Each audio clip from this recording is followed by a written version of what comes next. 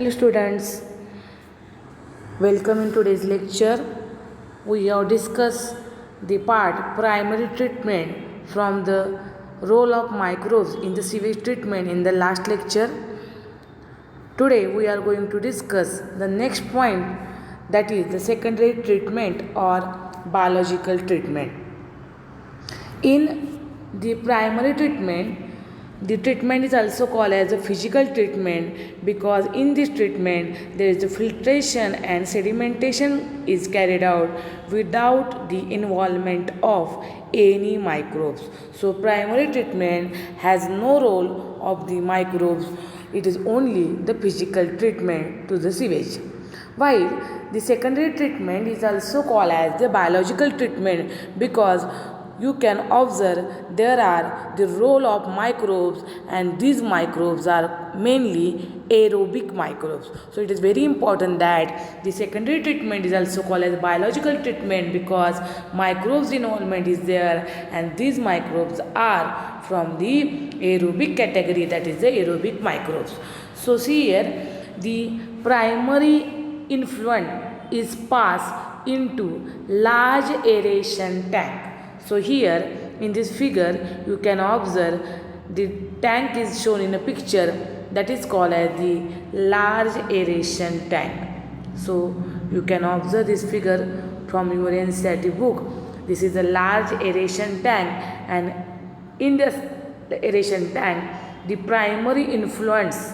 So we have seen that the supernatant which is formed in the primary treatment, that is called as the primary influent. So this primary influent from the primary treatment is passed into the large aeration tank, which is a part of the secondary treatment, where it is constantly agitated mechanically and air is pumped into it. म्हणजेच या aeration टँकमध्ये जे primary influential pass केले जातात हे continuous agitate mechanically, म्हणजे continuous मशीनद्वारे तिथं ते घुसळले जातात, हलवले जातात, फिरवले जातात. जसं मिक्सरमध्ये एखादं कंटेन आपण घातल्यानंतर जे कसं फिरवलं जातं, एजिटेट केलं जातं, त्या पद्धतीनं या एरेशन टँकमध्ये हे प्रायमरी इन्फ्लुएंट्स काय होतात, फिरवले जातात, हलवले जातात, ढवळले जातात. That is called as a agitated. And air is pump into it, आणि त्या मिक्सचरमध्ये प्रायमरी इन्फ्लुएंटमध्ये एअर ॲड केली जाते.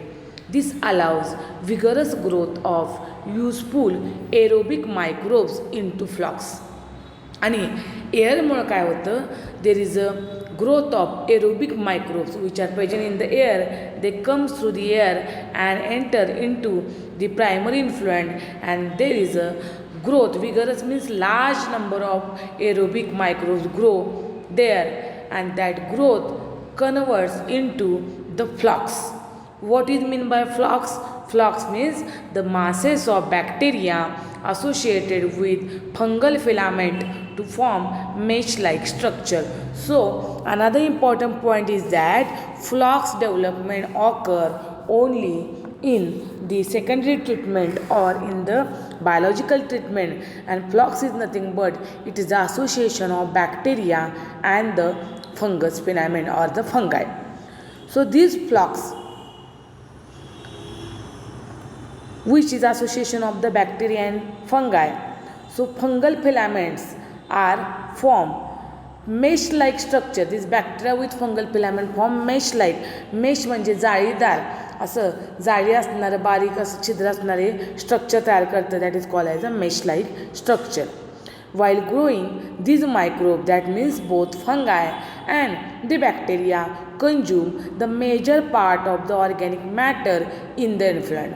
म्हणजे या फ्लॉकची ग्रोथ या सेकंडरी ट्रीटमेंटमध्ये लार्ज एरेशन टँकमध्ये होत असते. त्याचवेळी हे फ्लॉकमधील जे मायक्रोब्स आहेत ते मॅक्झिमम ऑर्गॅनिक मॅटर जो आहे सिवेजमधला तो काय करतायत, कंज्यूम करतायत, तो खाण्याचं काम करतायत. That's why there is the significantly reduces the BOD of the influent. Large amount of organic matter is consumed by these microbes from the flocks, due to which BOD means biochemical oxygen demand. Biochemical oxygen demand जे आहे influence ते काय होते कमी होते. BOD refers to the amount of oxygen that would be consumed if all the organic matter in 1 liter of water were oxidized by bacteria. What is the meaning of this line? BOD means when these microbes use the organic matter at the same time as they are aerobic, they also require dissolved oxygen from the water. That's why they also use the oxygen which is present in that water along with this organic matter. That's why the oxygen content of the water also get reduces, and that is called as BOD. That means biochemical oxygen demand of the water get reduced. The sewage water is treated till the BOD is reduced. Sewage water is treated till the BOD is reduced. Means when there is a BOD reduced, you can easily understand that there is a less organic matter in that sewage, because in first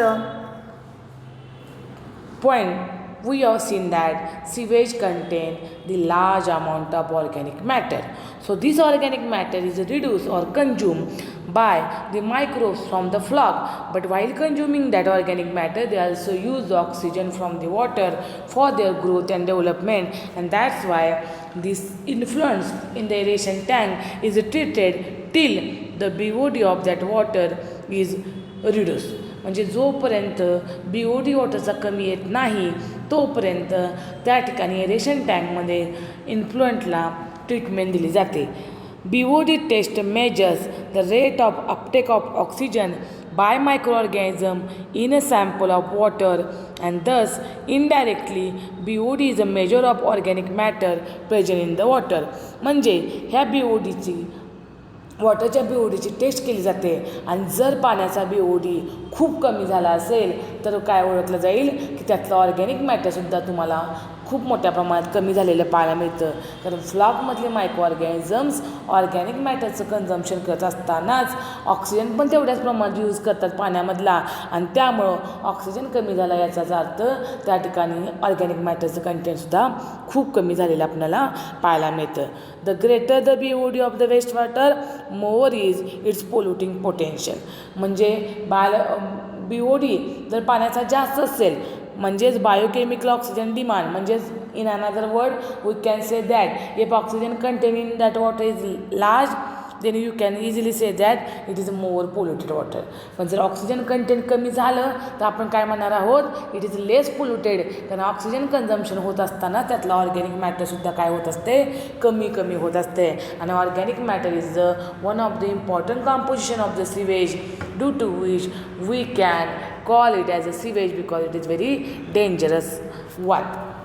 Now the next point, that is once the BOD of sewage or wastewater is reduced significantly, the influent is then passed into a settling tank where the bacterial flocks are allowed to sediment.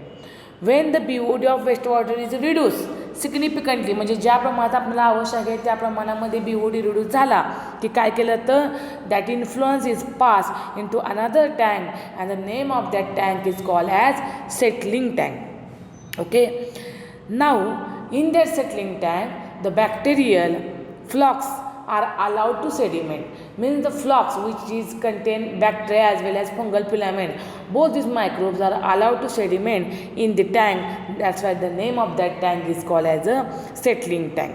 Here the sediment of that microbes, particularly bacteria and the fungal filaments, are called as activated sludge.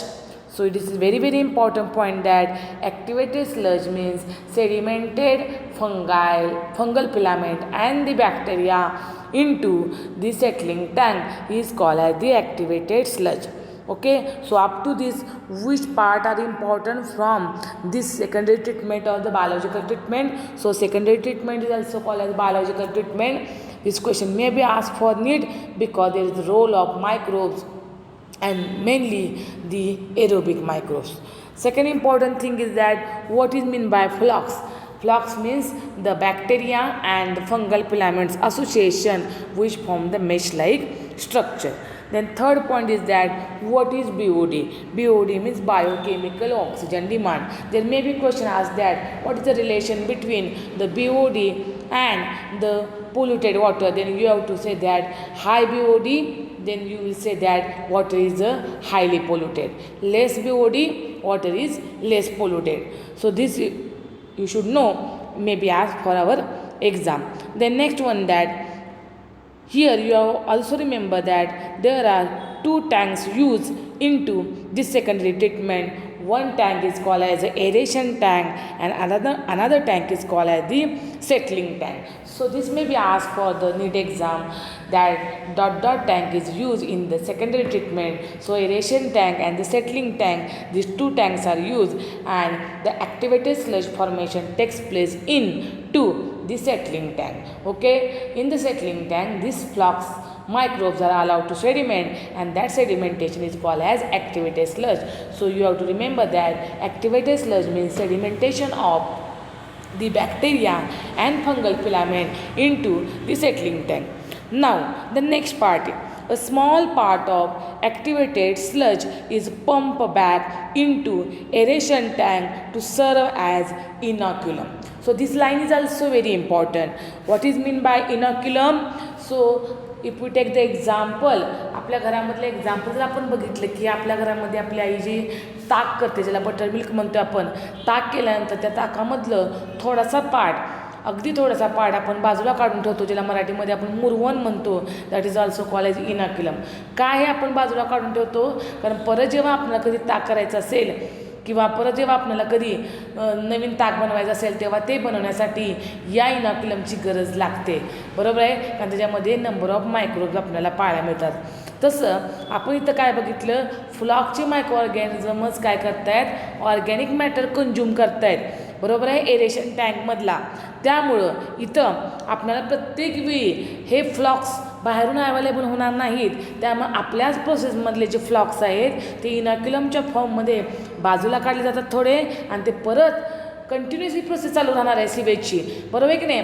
Primary treatment, secondary treatment, tertiary treatment. त्यामुळे primary treatment झाल्यानंतर secondary ट्रीटमेंटमध्ये हे जे काही इनॉक्युलम आपण बघणार आहे ते परत थोडंसं बाजूला काढलं जातं आणि परत ते आपल्याला पुढचं जे सिवेज येणार आहे सेकंडरी ट्रीटमेंटसाठी त्यातल्या एरेशन टँकमध्ये आपल्याला हे इनॉक्युलम वापरता येतं.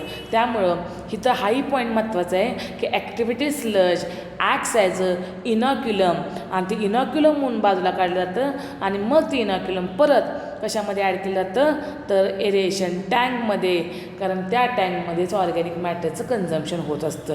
हे तुम्हाला बऱ्यापैकी समजलं असेल. ठीक आहे. Next part, the remaining major part of the sludge is pump into large tank which is called as anaerobic sludge digester. बघा आता इथं तिसऱ्या टँकचं नाव तुम्हाला लक्षात ठेवायचं आहे. पहिलं नाव लक्षात ठेवलं आपण एरेशन टँक, नंतर नाव लक्षात ठेवलं सेटलिंग टँक, आणि तिसरं नाव कुठलं आहे टँकचं, anaerobic sludge digester. It is also found in the secondary treatment of the biological treatment. म्हणजे मेजर पार्ट जो आहे ॲक्टिव्हेटेड स्लजचा तो कुठं पोर केला, तो अनएरोबिक स्लज डायजेस्टर नावाच्या टँकमध्ये.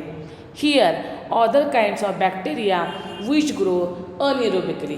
लक्षात ठेवायला खूप इझी आहे, कारण नीटल्या एक्झामला हा क्वेश्चन विचारला जातो की अनएरोबिक स्लज डायजेस्टरमध्ये which microbes has a role. नावं दिले त्याला anaerobic. That means here the role of anaerobic microbes is very important. Role of anaerobic microbes is very important.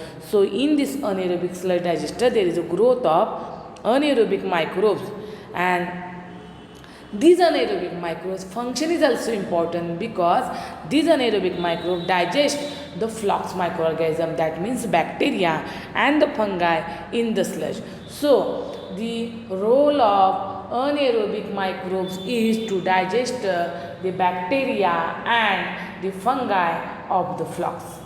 These bacteria and fungi which are present in the flux are digested in the tank, and the name of that tank is called as anaerobic sludge digester. This is very interesting point. Okay, तुम्ही हे जर व्यवस्थित समजून घेतलं आणि या पद्धतीने एक छोटासा चार्ट तुम्ही तयार केला की त्या ठिकाणी तुमच्या लक्षात येईल की कोणत्या टँकमध्ये कोणती प्रोसेस होते. त्यामुळे नुसतं रीडिंग करून लक्षात न ठेवता अशा साईडला डायग्रॅम काढा ज्याच्यामध्ये प्रायमरी ट्रीटमेंट, सेकंडरी ट्रीटमेंट अशी नावं द्या आणि त्या ठिकाणी तुम्ही जर प्रत्येक टँकचं नाव देऊन तिथं जर आपल्या मनाने एक फ्लो डायग्राम तयार केली तर तुम्हाला व्यवस्थित हे सीवेज ट्रीटमेंटमधली प्रायमरी आणि सेकंडरी ट्रीटमेंट व्यवस्थित लक्षात येईल.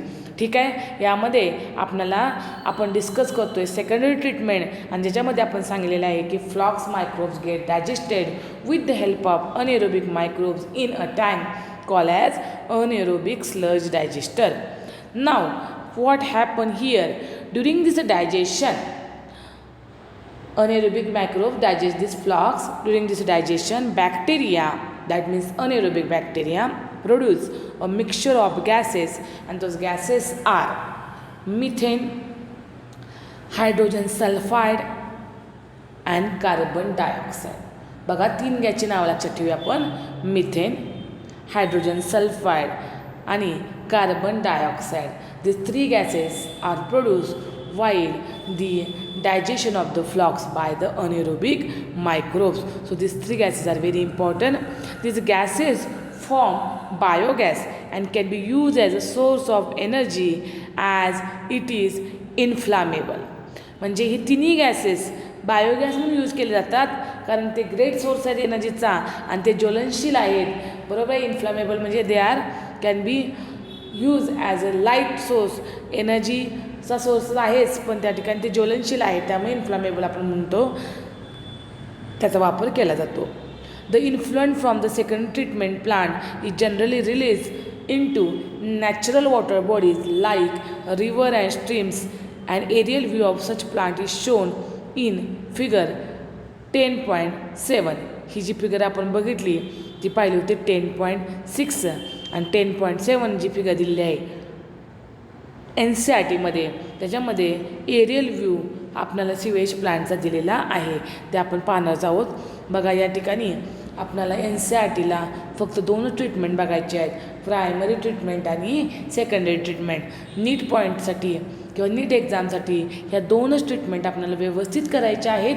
त्यामुळं या ठिकाणी आपण सगळ्यांनी प्रायमरी ट्रीटमेंट म्हणजे असं लक्षात ठेवणार आहोत की फिजिकल ट्रीटमेंट 2 पॉईंट लक्षात ठेवणार आहोत, फिल्ट्रेशन आणि सेडिमेंटेशन. सेकंडरी ट्रीटमेंट म्हणलं की तुम्ही याच्यामध्ये कसं लक्षात ठेवा, पहिल्यांदा तुम्ही 3 रफ डायग्राम काढा. एक डायग्राम असणार आहे तुमची एरेशन टँकची, दुसरी डायग्राम असणार आहे तुमची सेटलिंग टँकची आणि तिसरी डायग्राम असणार आहे तुमची अनएरोबिक स्लज डायजेस्टरची. आणि मग तिन्ही टँकमध्ये तुम्ही खाली मेन पॉईंट लिहिले, जसं एरेशन टँकच्या खाली फ्लॉक्स लिहिलं की तुमच्या पटकन लक्षात येईल की एरेशन टँकमध्ये फ्लॉक्स तयार होतात. बरोबर आहे. त्यानंतर सेटलिंग टँक जे आहे त्याच्या खाली तुम्ही ॲक्टिव्हिटी स्लज लिहिलं की तुमच्या लक्षात येईल की सेटलिंग टँकमध्ये फ्लॉक्स एलिमेंट होतात बॉटमला, त्याला म्हणतो आपण ॲक्टिव्हिटी स्लज. बरोबर आहे.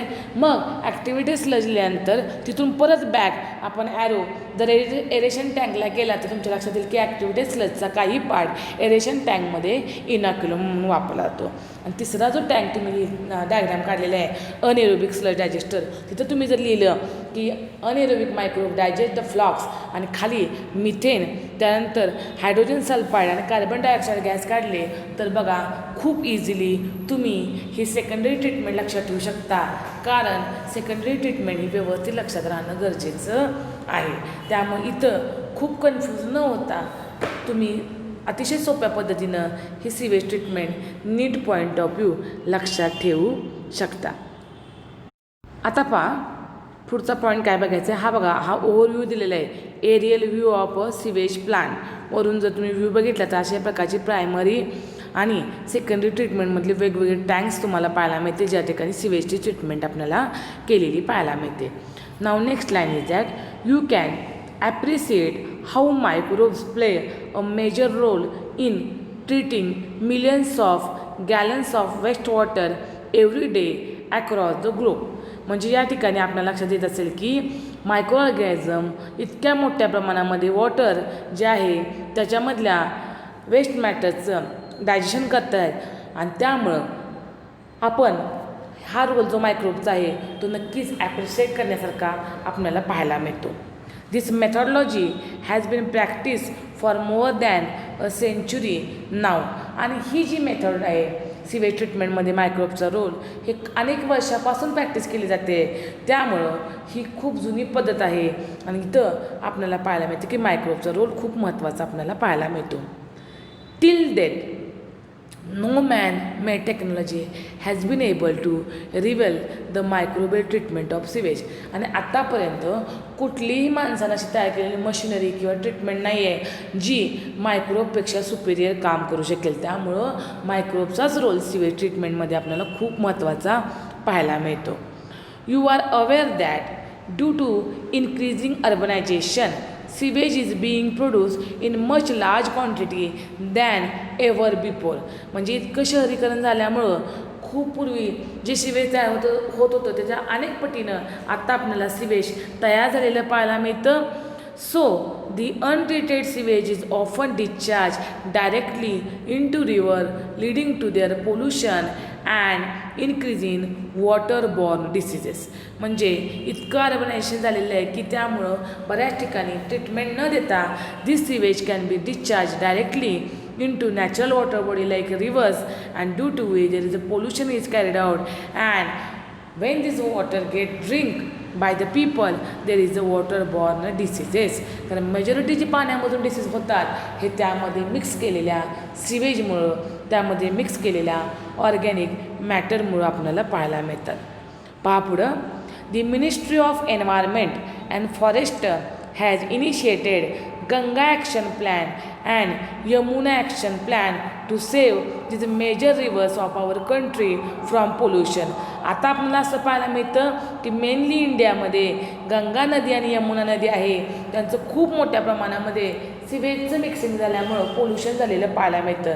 त्यामुळं ministry of environment and forest यांनी एक प्लॅन तयार केलेला आहे. That plan is name as Ganga action plan and the Yamuna action plan, by which these rivers are saved from the sewage mixing or from the pollution of the water. So under this plan it is proposed to build a large number of sewage treatment plants so that only treated sewage may be discharged into the river. या प्लॅनमध्ये खूप मोठा sewage ट्रीटमेंटचा plan तयार केला गेला की ज्यामध्ये mainly सिवेजची treatment दिली जाईल प्रायमरी आणि सेकंडरी ट्रीटमेंटच्या नावाखाली. आणि ही जी सिवेज आहे ट्रीटमेंट सेकंडरी कंप्लीट झाल्यानंतरच ह्या गंगा किंवा यमुना नदीमध्ये पाणी ते पोर केलं जाईल. A visit to a sewage treatment plant situated in any place near you would be a very interesting and educating experience. म्हणजे या सगळ्या थेरॉटिकल पॉईंटवरून आपल्याजवळ जर एखादा सिवेज ट्रीटमेंट प्लॅन असेल तर त्या प्लॅनला तुम्ही जर व्हिजिट दिली तर तुम्हाला खरोखर त्यातली इझिली इंटरेस्टिंग माहिती पाहायला मिळेल कारण ती आपण ऑलरेडी आता डिस्कस केलेली आहे. त्यामुळं लाईन टू लाईन यासाठी व्यवस्थित रीड करा. हा जो पॉईंट आहे ministry of environment and forest initiated Ganga action plan आणि यमुना ॲक्शन प्लॅन, हा प्लॅन जे दोन प्लॅन दिलेले आहेत ते सुद्धा नीट एक्झामला तुम्हाला विचारले जातात आणि कुणी इनिशिएट केले तर नाव लक्षात ठेवूया आपण ministry of environment and forest. ठीक आहे. आता आपण पुढचा पॉईंट बघूया तो म्हणजे microbes in production of biogas. So biogas is a mixture of gases. Mainly त्याच्यामध्ये कोणता गॅस असणार आहे methane, but other gases are also present. This biogas is a mixture of gases produced by microbial activity and which may be used as a fuel. So this biogas is also produced by the activity of the microbes and it is used as a fuel. इंधन म्हणून खूप मोठ्या प्रमाणामध्ये हा biogas आपण वापरत आहोत. You have learned that microbes produce different types of gases and products during the growth and metabolism. तुम्ही आत्ताच शिकलेला आहात की मायक्रोबची जेव्हा ग्रोथ आणि डेव्हलपमेंट होत असते, ग्रोथ आणि मेटाबॉलिझम होत असतं तेव्हा ते वेगवेगळे गॅसेस एंड प्रोडक्ट म्हणून रिलीज करत असतात. The type of the gas produced depend upon the microbes and the organic substance or substrate they use. म्हणजे कोणता गॅस बाहेर ते रिलीज करतात ॲज अ बाय प्रोडक्ट हे त्या मायक्रोब्सवर, कोणत्या टाईपचा मायक्रोब्स आहे याच्यावर आणि कोणता ऑर्गॅनिक सबस्ट्रेट ते कंझ्युम करतात याच्यावर डिपेंड आहे. In the example seated in the relation 2. Fermentation of dough, cheese making and production of beverages. The main gas produced was CO2. म्हणजे याच टॉपिकमध्ये आपण फूड प्रिपरेशनमध्ये रोल बघितला होता मायक्रोबचा. त्यामध्ये डो जो आहे की ब्रेडचा डो असेल किंवा आपण असं म्हणूया की इडली डोसाचा डो असेल, त्याचं फर्मेंटेशन होत असताना तिथं CO2 तयार होतो आहे. चीज तयार करत असताना तिथं CO2 तयार होते. त्याचबरोबर बेवरेजेस ज्यामध्ये आपण वाईन, बियर, ब्रँडी, विस्की, रम बघितलं, त्यामध्ये पण आपल्याला CO2 तयार झालेला पाहायला मिळतो. याचाच अर्थ तुम्हाला ही लाईन महत्त्वाची लक्षात ठेवायची आहे की CO2 gas is prepared or form as a end product during the preparation of the dough as well as cheese making and the production of the beverages. However, certain bacteria which grow anaerobically on cellulose material produce large amount of methane along with CO2 and H2. म्हणजे प्रत्येक वेळी carbon dioxide तयार होईल असं नाही. मायक्रोबच्या growth आणि मेटाबॉलिझममध्ये बऱ्याच वेळा हे मायक्रो ऑर्गॅनिझम मिथेन गॅस पण तयार करतात आणि हा मिथेन गॅस आपल्याला कुठे पाहायला मिळतो? Those bacteria which grow anaerobically on cellulose material. म्हणजे जसं आपण 11th स्टँडर्डला बघितलेलं आहे की जे रुमिनंट ॲनिमल्स आहेत, काऊज व फेलोज, यांच्या रुमेनमध्ये स्टमकमध्ये तुम्हाला अनएरोबिक मायक्रोब्स पाहायला मिळतात की जे या स्टमकमध्ये रुमिनंट ॲनिमलच्या सेल्युलोजचं डायजेशन करतात आणि मेनली मिथेन गॅस तयार करतात आणि त्या मिथेनबरोबरच काही प्रमाणामध्ये CO2 आणि H2 गॅस तयार होतो. These bacteria are collectively called methanogens. आणि या अनएरोबिक बॅक्टेरिया ज्या रुमेनमध्ये आहेत रुमिनंट ॲनिमलच्या, those bacteria are called as methanogens. Why they are called as methanogens? Because they produce the gas methane. So this line is very important, that where the CO2 is produced, where the methane is produced, and why these bacteria are called as methanogens. And one such common bacterium is Methanobacterium. So if the question is asked that one of the following bacteria produce methane as a byproduct, then you have to remember the name, and it is very easy. According to the name methanogen, we have to remember Methanobacterium. These bacteria are commonly found in anaerobic sludge during sewage treatment. Why they are found in anaerobic sludge? Because they are the anaerobic microbes, and anaerobic microbes have only role in one of the container or in one of the tank, and the name of that tank is called as anaerobic sludge digester. So this is the point from the sewage treatment. These bacteria are also present in the rumen, a part of stomach of cattle. Just we have told that these bacteria, that is called as anaerobic bacteria or methanogen, are also present in the stomach of cattle. A lot of cellulosic material present in the food of cattle is also present in the rumen. So the cattle food which has a cellulosic material, it is present in the rumen of that cattle, and in rumen these bacteria help in the breakdown of cellulose and play important role in the nutrition of cattle. Because number of time we have discussed that the mammals do not have an enzyme, and the name of that enzyme is called as cellulase, because this cellulase enzyme digests the cellulose, and all mammals do not have this enzyme. Okay, but in cattle, even though they lack this enzyme, but their food is of the cellulosic plant material, and that's why such a mechanism is found in this cattle, because in their rumen there is a anaerobic bacteria present. Okay, now here one question is given that do you think we human beings are able to digest the cellulose present in our food? Answer is no, because we are mammal, and mammal do not have cellulose digesting enzyme. We also do not have methanogenic bacteria in our stomach. That's why we cannot digest the cellulosic material. Thus, the excreta of cattle, which is generally called as dung, commonly called gobar, is rich in this bacteria. So, excreta of the cattle, that is called as dung, is rich in this methanogenic bacteria. dung can be used for generation of the biogas commonly called गोबर gas. आणि त्यामुळंच हे डंग गोबर गॅसमध्ये काय वापरलं जातं तर biogas तयार करण्यासाठी रॉ मटेरियल म्हणून वापरलं जातं. आता आपल्यापैकी बऱ्याच जणांना माहीत असेल की ग्रामीण भागामध्ये हा गोबर गॅस प्लांट आपल्याला पाहायला मिळतो की ज्या ठिकाणी गोबर जे आहे ते त्या टँकमध्ये ॲड केलं जातं आणि या टँकचं एक कनेक्शन आपल्याला घरामधल्या शेगडीला पाहायला मिळतं. आणि त्यामुळं या गोबरवर आपलं पूर्णपणे ती शेगडी ब्ल्यू फ्लेमनं पेटलेली जाते आणि आपण त्याच्यावर आपला सगळा स्वयंपाक किंवा सगळी कामं इझी करू शकतो. गोबरवर चालणारा गॅस म्हणायला ग्रामीण भागामध्ये गोबर गॅस असं म्हटलं जातं. Biogas plant consist of. आता इथं या बायोगॅस प्लांटची माहिती दिलेली आहे जी ऑलरेडी आपण स्टेट बोर्डला डिस्कस केली होती. या बायोगॅस प्लांटमध्ये NCERTमध्ये काय सांगितलेलं आहे बघा, consist of concrete tank. Concrete tank म्हणजे सिमेंटनं बनवलेलं tank up to 10 to 15 feet deep in which bio wastage are collected. की ज्या टँकमध्ये बायो वेस्टेज कलेक्ट केलं जातं म्हणजे ज्याच्यामध्ये आपण स्टेट बोर्डला डिस्कस केलं होतं कोणकोणतं बायो वेस्टेज असतं. तर आता जस्ट आपण सांगितलं ते म्हणजे डंग ऑफ द काऊ.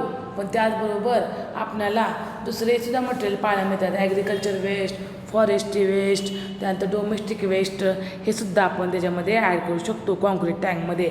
ठीक आहे, that is called as a bio wastage. So the biogas plant consist of concrete tank 10 to 15 feet deep in which bio wastage are collected and a slurry of dung is fed. म्हणजे यामध्ये slurry म्हणजे डंगमध्ये जर water mix केलं की जी liquid form तयार होते त्याला म्हणायचं स्लरी आणि ह्या डंगची स्लरी त्या बायोगॅसमध्ये ॲड केलेली पाहायला मिळते.